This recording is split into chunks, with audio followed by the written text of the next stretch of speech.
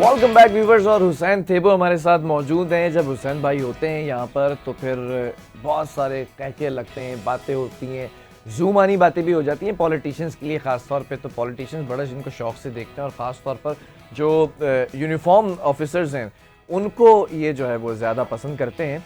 और उनको पसंद करने की वजह ये है कि वो भी उन्हें पसंद करते हैं ना। बहरहाल हमारे साथ इस वक्त हुसैन भाई ये बताएं कि लाइफ कैसी गुजर रही है। It's very tough job journalism, और एंकरिंग जो है वो बहुत ही एक रिस्पॉन्सिबल फील्ड है और रिस्पॉन्सिबिलिटी के साथ अपने एक स्टेटमेंट देना होता है। मुल्क के जो सियासी सूरत हाल है रोज़ाना ही बदल रही है, तो रोज़ाना ही कुछ ना कुछ टॉपिक मिल जाता है मिर्च मसाला बात करने के लिए। कितना टफ है इसका जो।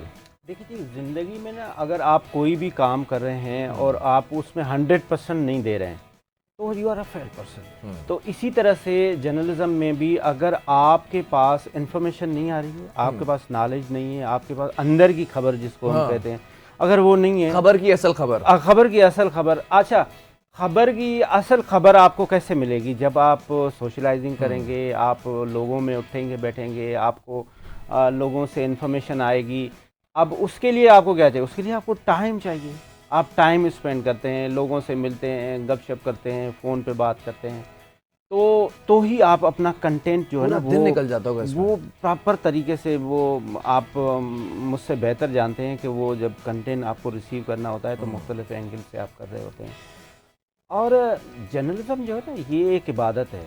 अगर आप सही तरीके से कर रहे हैं और आप सही एक मिरर पेश कर रहे हैं तो बहुत सारी चीज़ें, बेसिकली तो हमारा काम क्या है कि हम रियासत का, आवाम का पॉइंट ऑफ व्यू देके और एक कंक्लूजन पे लाएं। इस वक्त आपने देखा है कि मीडिया एक पावर है। ठीक है, मीडिया क्यों पावर है? बिकॉज मीडिया वो आम लोगों की चीज़ों को हाईलाइट करता है। मीडिया वो एंटी पाकिस्तान एलिमेंट्स को हाईलाइट कर रहा होता है, जो एंटी पाकिस्तान एक्टिविटीज़ होती है वो उसको हाईलाइट कर रहा होता है। मीडिया हमारे आवाम की सपोर्ट कर रहा होता है। एक तो परसेप्शन है ना कि मीडिया बहुत ही, मतलब आप पुलिस के लिए भी परसेप्शन है कि जी पुलिस, क्या ऐसा है कि पुलिस वाले सारे खराब हैं? क्या ऐसा है कि मीडिया में इंस्टीट्यूशन तो नहीं खराब हो सकता, कोई भी इंडिविजुअल हो सकता कोई भी इंस्टीट्यूशन तो खराब नहीं हो सकता ना। तो जो हमारा बेसिकली रोल है ना वो है सच्चाई पेश करना, लोगों के पास सही खबर लेकर आना, उसका कंक्लूजन करना, उसका कोई सोल्यूशन करना। जिस तरह से अभी 26th अमेंडमेंट हुई उसमें मीडिया का बहुत बड़ा रोल था। जो एक्टिविटीज़ हो रही थी अगर वो बैक दी डोर हो रही थी तो मीडिया उसको डिग करता था और वो पब्लिक में ले आता था और फिर पॉलिटिशियन उसको एनालिसिस करते थे कि हाँ जी बिल्कुल आप सही कह रहे हैं। फिर जो हमारी वकला बरादरी थी वो भी उसको कर रहे होते थे कि बेसिकली मीडिया का ये रोल है कि वो सच्चाई से किस तरह से आपके पास सही बातें लेकर आता है, आम आवाम की हेल्प करता है।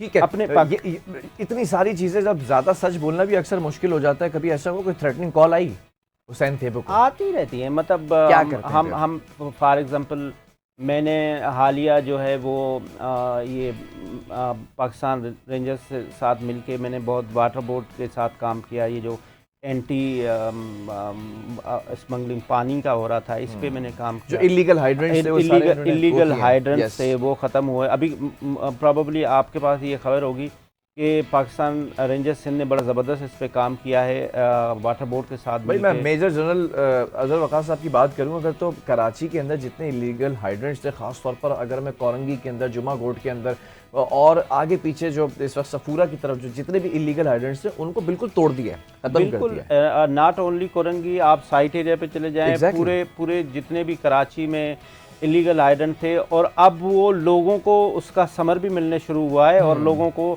घरों में पानी भी आ रहा है। तो इसका रिजल्ट ये है कि मतलब कहते हैं ना कि work speak louder than words. But back to the question, वो थ्रेटनिंग कॉल वगैरह आई फिर उसके बाद कोई?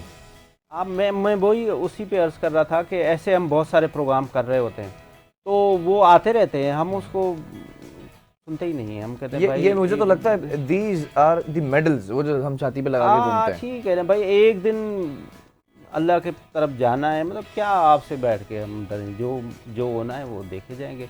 हाँ, अगर ये है कि आप आग में जाके कूद रहे हैं तो ये बेवकूफ़ी है। मतलब आप अपनी प्रोटेक्शन करें, मतलब आप अपनी सेफ्टी रखें, मतलब इस तरह से अगर आप कह रहे हैं कि आपकी लाइफ डेंजर में है तो उसकी प्रिकॉशन लेनी चाहिए। बाकी ठीक है। ये जो कॉल शाल जो वो करते हैं ना, गरजते हैं, वो बरसते नहीं हैं। अच्छा हुसैन, मुझे ये भी बताएं कि फेवरेट पॉलिटिशियन कौन है? You been doing current affair programs with every single party out there in the country, तो कोई ऐसा फेवरेट है जो लगता हो कि हाँ अब इसको होना चाहिए आगे? देखें जी, फेवरेट मेरा जो इंटायर लाइफ का पॉलिटिशियन है ना, वो था जुल्फ़िकार अली भुट्टो। जुल्फ़िकार अच्छा। अली भुट्टो की उसके जो सख्त तरीन मुखालिफ भी हो ना, वो उसकी काबिलियत से कभी भी डिनाई नहीं करते। और ये जम्पर था वो। उसके बाद उसकी बेटी बेनज़ीर भुट्टो आई, उसने प्रूव किया कि वो एक ग्रेट लीडर की बेटी है। मुझे लगता है बिलावल भुट्टो ज़रदारी साहब जो आजकल कर रहे हैं, ख़ास तौर पे अभी वुड बी आपने द नेक्स्ट वन। हाँ हालिया में देखा ना कि जो 26th अमेंडमेंट हुई, बड़ा किरदार है, बड़ा रोल है, उसमें फ्रंट फुट पे जो रह के। सबसे ज़्यादा रोल था वो इन बड़े बड़े सियासतदानों जो उम्र में बड़े थे, बिलावल भुट्टो ज़रदारी साहब का रहा। और इवन जो जेल में थे साहब, उनसे मिलवाने में भी उनकी जब टीम जाती थी तो वो हाइलाइट्स आते थे कि बिलावल भुट्टो ज़रदारी ने इंटरफेयर किया, और उसके बाद उनकी मीटिंग हुई। और उन्होंने if you remember the speech of Bilawal Bhutto Zardari assembly के अंदर कि आज अब हम भी ये कर रहे हैं, कल आप भी यही करेंगे, तो कल फिर वही रिपीटिशन होती रहेगी, तो ये सियासतदानों का तो काम नहीं है। बड़ा that was the perfect speech जिसके ऊपर मैंने कहा था कि ये मैच्योरिटी की अब लेवल पर आ चुके हैं। बड़ा बैलेंस वो बात भी कर रहे होते हैं, और जिस तरह से अपने स्ट्रक्चर को वो लेके चल रहे हैं ना, मैं समझता हूँ कि ज़रदारी साहब की ये विश होगी अब आखिरी, क्योंकि उन्होंने तमाम जितनी भी खुद भी माशाल्लाह प्रेसिडेंट बने, और अच्छा खासा टाइम गुजारा, सेकंड सिंध टाइम में तो भाई उनका कोई अपोजिशन में कोई नहीं है, मतलब हमेशा खड़ा करने की कोशिश की ऑपोजिशन को, वो इतने दब जाता है। मैं आपको अर्ज करूं कि कोई उन्होंने जादू नहीं किया, उन्होंने लोगों के दिल जीते। अपोजिशन नहीं, मतलब पीर साहब पगारो था, उसके बाद फंक्शन कोई बंदा ही नहीं है उनके सामने। आपने जीडीए कोलैप्स कर दी भाई, कुछ GDA भी नहीं है खत्म उनके हो गई। सामने। तो ये वो आर्ट सिर्फ एक ही बंदे की है, और उनका नाम आसिफ अली खान ज़रदारी ठीक है, आप मैं यहाँ पे मौजूद हैं, मैं चाहता हूँ अंदर की कुछ खबरें भी आपसे ले लूँ। सुबह सुबह का वक्त है, अच्छी खबरें भी आ जाएंगी तो हमारी थोड़ी सी और नॉलेज बढ़ जाएगी। If I ask you one word for political party PTI, क्या देख रहे हैं आगे? माजी, नो फ्यूचर, नो फ्यूचर, ख़त्म। जो भी जिस पार्टी ने भी ये कोशिश की है कि वो एंटी स्टेट, उस पार्टी ने क्या किया? उस पार्टी ने वो काम किया जो एक दुश्मन सोच भी नहीं सकता है। ठीक है। उस पार्टी ने हमारे उस इदारे के ऊपर हमला किया जो हमारी सलामती की ज़ामिन है। मैं कहता हूँ ये जो दुनिया के इस वक्त ममालिक हैं, जिसमें आपका सीरिया हो गया, आपका इराक हो गया, ये इनकी वजह क्या है? इनके पास स्ट्रांग आर्मी नहीं। हमारे साथ मसला क्या है? हमारे हर बॉर्डर पे हमें ख़तरा है, लेकिन हमसे 4 गुना बड़ा एक बदबूदार दुश्मन है, जो अंदर बैठा है। सोच भी नहीं सकता कि वो हरकत करे जो हरकत पीटीआई ने की। मैं समझता हूँ पीटीआई का कोई फ्यूचर नहीं है, जो भी जेल में बैठा हुआ है उसका कोई फ्यूचर नहीं है, और होना भी नहीं चाहिए। और ऐसे जो अनासर हैं, अच्छा, इनका माशाल्लाह से सोशल मीडिया इतने स्ट्रांग है। If we are talking here in the studio, जरा अपलोड तो करके देखें आप ये क्लिप, उसके बाद इन्हीं के फॉलोअर्स की लाइन लग जाती है। सर इससे कोई फर्क नहीं पड़ता। सोशल मीडिया इन्होंने ग्रैब किया हुआ है क्या? सर बात ये ना, आप देखा आप कल क्या हुआ? कल जब farmer chief justice of Pakistan London गए, उनको उसके बाहर एक दूसरे को वो, ये कौन सी मतलब सोशल मीडिया है, एक दूसरे को गालियां दे। एक बैरिस्टर साहब आए, वो मैं देख रहा था, वो कह रहा था ये इस तरह से प्रोटेस्ट नहीं होना चाहिए, ये पाकिस्तान लंदन में जो कल हुआ। ठीक है, हाँ, ये इसको कंडेम करना तो चाहिए। भाई क्या दुनिया को आप बताना चाह रहे हैं कि अब पाकिस्तानी आप एक मतलब घटिया तरीन आप वहाँ पे रोल प्ले करके पाकिस्तानी होने को आपको शर्म आनी चाहिए कि आप जिस तरह से प्रोटेस्ट कर रहे हैं, गालियां दे रहे हैं उसके गाड़ी। अब मैं अभी देख रहा था, मोहसिन नकवी साहब ने कहा है कि इन सब लोगों का एनआईसी कैंसिल करें, इनका पासपोर्ट कैंसिल करें, इनको बुलाएं और इनको सख्त से सख्त सजाएं दें। देखिए आप दुबई तो जाके करके दिखाएं ऐसी चीज़। सर वो डिपोर्ट कर देते हैं, डिपोर्ट कर देते हैं भाई, कैंसिल कर देते हैं। जब तक रूल ऑफ लॉ नहीं होगा, जब तक आपकी गिरफ्त नहीं होगी इन चीज़ों पे, रियासत को चाहिए कि ऐसे अनासर को बिल्कुल वो ठीक है। जिस तरह से स्क्वैश कहते हैं ना कि वो बिल्कुल हस्ती से मिटा देना चाहिए, ठीक है। तभी आपकी रिट कायम ठीक होगी। है, what would be the consequences जो इस वक्त इकोनॉमी स्टेबल करने के लिए कुछ प्रिकॉशनरी मेजर्स लिए गए हैं, क्या समझते हैं इकोनॉमी स्टेबल होगी? क्योंकि अगर मैं हाफिज साहब से होगी शुरू लेकिन। करूं, हाफिज साहब ने डॉलर की उड़ान को होगी। रोका, स्मगलिंग को रोका, देन ये हुकूमत बनती है, माशाल्लाह से एक इलेक्टेड हुकूमत है, और फिर उसके बाद ये चीज़ें टेकअप हो रही हैं, शरह भी सर- नीचे आ गई महंगाई की। सर आप होगी कैसे कह रहे हैं? आपकी मतलब मजीद बेहतर होगी जो नजर आ रहा है। मतलब देखें हुई है, बहुत अच्छे कॉन्सिक्वेंसेस नहीं, बड़े बेनिफिट हैं। आपने ज़बरदस्त तरीके से आपका इस वक्त स्टॉक एक्सचेंज जो है 90 प्लस है, ये 100 को ठीक टच है। करेगा। भाई ये जो लोग कहते हैं ना कि ये फैब्रिकेट, कैसे फैब्रिकेटेड है भाई? हम्म। एक एक पॉइंट बढ़ाने के लिए आपकी 400 अरब की इन्वेस्टमेंट होती है मार्केट में। वो मार्केट में आती है तो होती है। आपकी जो महंगाई थी ख़ास तौर पे 2018 में जो हुकूमत आई उसने बेड़ा गर्क किया। ठीक है। उसके बाद पीडीएम की हुकूमत ने आके उसको करेक्ट किया। अभी मैं समझता हूँ जो मियाँ शहबाज शरीफ साहब की हुकूमत है, उन्होंने आके आपकी महंगाई आफ्टर 4 इयर्स जो आपकी सिंगल डिजिट में आई है, 9 है इस वक्त, जो 40 से आई। और ये भी एक्सपेक्टेड है, जो इंटरनेशनल मॉनिटरिंग सेल है उनका कहना है कि ये महंगाई आपका 6% पे आएगा। हमारा जो एक्सपोर्ट था, एक्सपोर्ट हमारा गिर के 23 पे गया था, जो इस वक्त हमारा एक्सपोर्ट 40 पे चला गया है।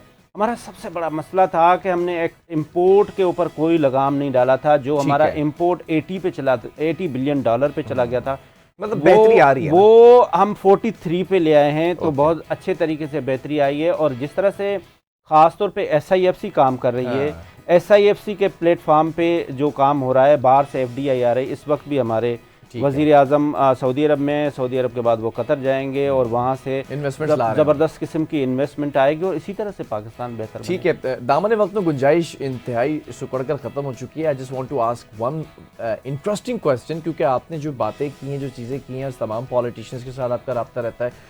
अगर आपके पास एक लाइफ जैकेट है, एक आपने पहनी हुई है और एक और जैकेट है, कश्ती के अंदर बैठे हुए हैं, और ये मुश्किल सवाल है देखें ये करना तो पड़ेगा आपको, ये तो है जी। और डूब चुके हैं ना सारे, आप तो बच गए क्योंकि आपने लाइफ जैकेट पहनी है। और दूसरी लाइफ जैकेट आप किस पॉलिटिशियन को पहनाना चाहेंगे और क्यों? कौन? बिलावल भुट्टो जरदारी साहब, बानी PTI, हाफिज नईमुर रहमान साहब, नवाज शरीफ और शेख रशीद? भाई बिलावल, बस खत्म। बिलावल, हाँ जी, विदाउट एनी सिंगल डिले, मतलब फटाफट बिलावल। क्यों? इसमें कोई मतलब मैं बानी को तो कभी नहीं बचा सकता, क्योंकि शेख रशीद से वैसे डूब रहे हैं। वैसे मेरा शेख रशीद से कोई ताल्लुक नहीं है। मियाँ साहब वैसे भी डूब रहे हैं मतलब मियाँ नवाज शरीफ तो वैसे ही डूब रहे हैं, तो बच्चा ही एक है, हुकूमत ही नहीं की है। चले जी, चले, ऑनेस्ट आदमी कह जाते हैं बहुत सारी बात। मैंने कहा था ना, कोई भी बात ऐसी एक्सपेक्ट मत कीजिएगा, निकल जाएगी। बिलावल भुट्टो जरदारी साहब, वो भी इसी वजह से, वो मैच्योरिटी की वजह से। यस, और ये फ्यूचर का लीडर है हमारा। ठीक है, बिलावल चलिए जी, टाइम बहुत ही कम रह गया, बहुत ही श्रिंक हो गया टाइम। हुसैन थे वो अगर एंकर पर्सन ना होते तो क्या होते? हुसैन थे वो अगर एंकर पर्सन नहीं होते तो बहुत बड़ा बिजनेसमैन होते। बिजनेसमैन तो अभी भी माशाल्लाह से हैं। वो ही होते हैं। चलिए, thank you very much Hussain थे वो साहब। और ये प्रोग्राम इस तरह से चिट चैट होती रहती है, मज़ेदार जब गेस्ट आते हैं और टैलेंटेड और इंटेलेक्चुअल गेस्ट जब आते हैं तो आपका फीडबैक ज़रूर दिया जाता है, और आपके फीडबैक से ही पता चलेगा कि इन गेस्ट को दोबारा बुलाना चाहिए, क्योंकि कभी कभी आप कहते हैं कि इनको आप और ज़्यादा टाइम दें, और ज़्यादा टाइम के लिए बुलाएं, इनसे और सवालत करें।